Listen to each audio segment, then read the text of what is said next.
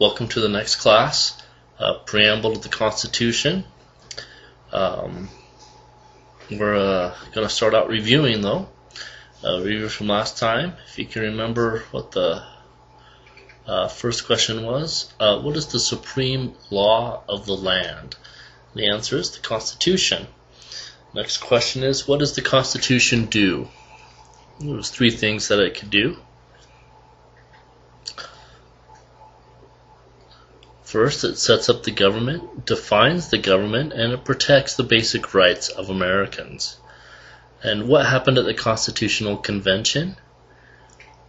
It's a hint. Those are the Constitution. The Constitution was written, or you could also say the Founding Fathers wrote the Constitution. And when was the Constitution written? Hint, 1700, 1787. Just a couple more questions to review here. The Federalist Papers supported the passage of the U.S. Constitution. Name one of the writers. There's two of them, James Madison and Alexander Hamilton. Actually, there was three writers, but I'll include the two main ones. Who is the father of our country, and who is the first president? It's the same person. Probably you've heard of him before. George Washington. And the idea of self-government is in the first three words of the Constitution. What are these words? So this is dealing with self-government, not ruled by a king, not ruled by anybody else, but the people themselves rule themselves. And this is the main only question here. It's we the people. And here is the preamble to the Constitution, or kind of an introduction to it. It's part of it. It says, we the people, in order to form a more perfect union, establish justice, ensure domestic tranquility, provide for the common defense, promote the general welfare, and secure the blessings of liberty to ourselves and our posterity, to ordain and establish this Constitution for the United States of America. We're going to go through each of these phrases to kind of explain a little bit about it. We the people, like I explained before, it means not a king. And there's just a picture of just some people hanging out. It means that the people themselves govern them. More self-government, popular sovereignty, not a king. And in order to form a more perfect union, the phrase comes from together like England and Scotland did before. England and Scotland used to fight each other, but then they united. And we're talking here about a better union of states than the Articles of Confederation provided for. The Articles of Confederation are what we had before the Constitution, and it didn't work so well. Establish justice, be fair, protect property, pay what the government owes. Just have a picture of the scales of justice right there. Protect your property, such as your house. And even though the federal government does suck up lots of our money in taxes, it also pays what it owes.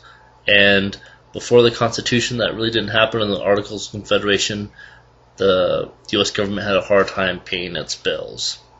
And ensure domestic tranquility, no Shays rebellions. People are orderly, not anarchy. Shays Rebellion was a group of people that, after the Revolutionary War, but before the Constitution, they rebelled, and they had to actually call out the National Army to go put it down.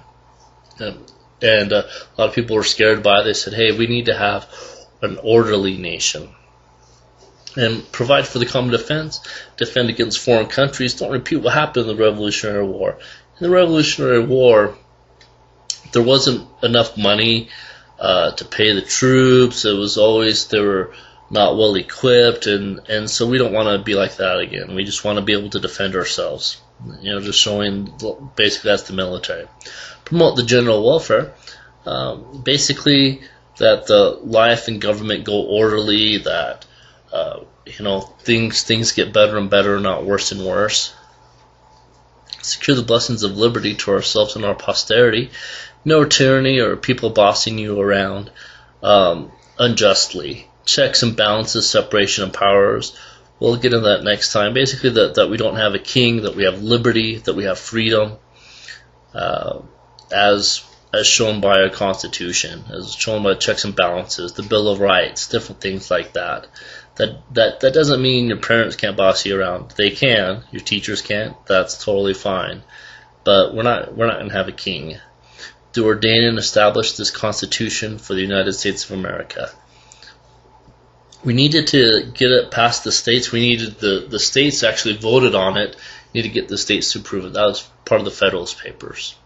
So here's the final review. We just have one question. This idea of self-government is in the first 3 words of the Constitution. What are these words? We the people. And next time we're going to talk about just some background concepts, more generalized concepts, checks and balances, separation of powers, things like that. And these drawings come from Microsoft Clip Art. And the idea that the phrase more perfect union means the union of Scotland and England comes from the book Original Meanings by Jack Rakoff. That's an excellent book. I highly recommend it. And again, feel free to share this video.